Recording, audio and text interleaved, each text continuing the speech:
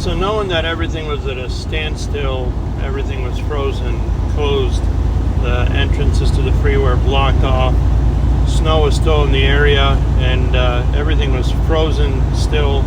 I-90 was closed, I-80 was closed in some sections, and I-40 was also being affected. We were parked and remained parked in the same vicinity, in the same area. So in the meantime, we were in communication with our client and advising him of the weather that's about to change and the conditions of the blizzard, and the harsh lockdowns, and also watching the news, knowing that future freeze is coming down. I decided that we're going to just stay put and wait for the customer to give us some kind of guidance on what he wanted us to do, because we are now at a standstill. So here I am making some delicious coffee in the cold environment weather that's outside, -2 degrees or -3 degrees, or even colder with the wind chill.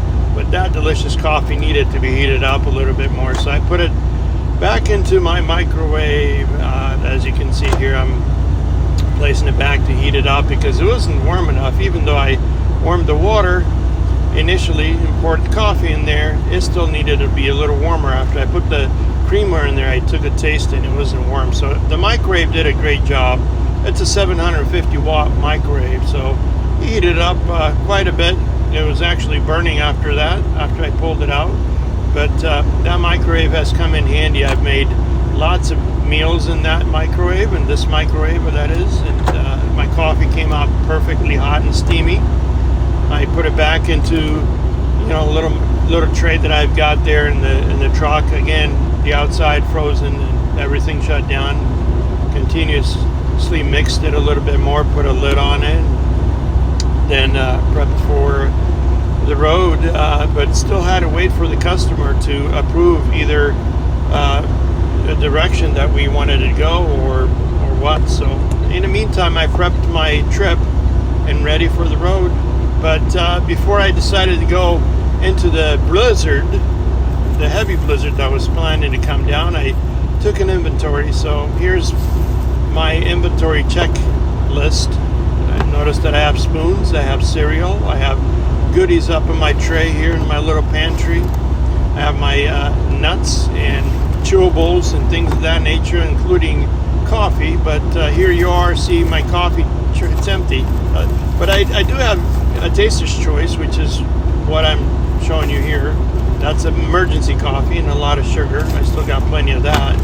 So I made sure that I've got all these things, because considering the blizzard that was planning to come down, you don't really know how much of everything you need. And anyway, I also made sure I had breakfast, which is my go-to breakfast, Cheerios.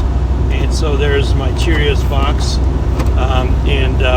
I've got boxes of cereal and boxes of Rice Krispies, which are my go-to treat. And those things, oh my goodness, they're so good.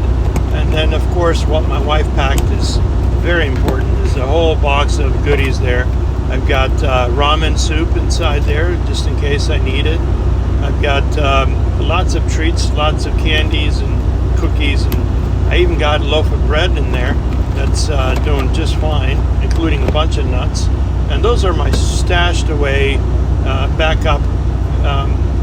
The other thing is I do have is these styrofoam bowls up above my microwave. I keep them, and made sure that I had enough just in case I needed a bowl of soup to mix in. So yeah, looks like I've got plenty of styrofoam bowls, and so I put everything back in and closed up. And before going back behind the wheel, I wanted to make sure that I've got enough clothes, and that's important because the trips that you take, most of the clothes that you have, take a toll. There's my bed, and this is my I guess my closet where my clothes are.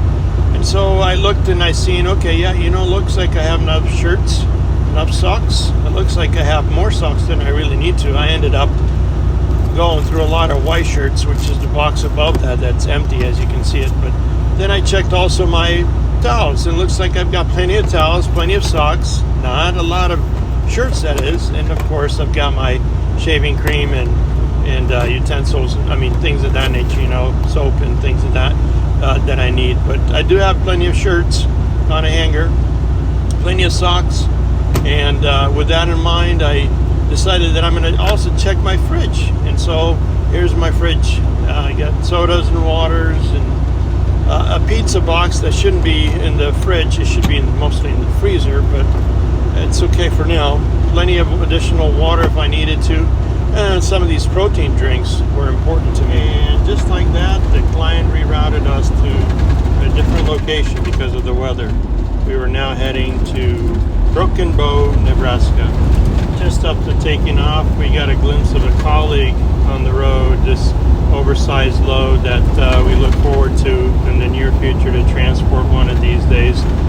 We've taken a few of these before in the past, and I was mesmerized by the pilot car and by the control of the driver as we passed him by, and watched as he navigated onto the right lane as I managed to overtake him.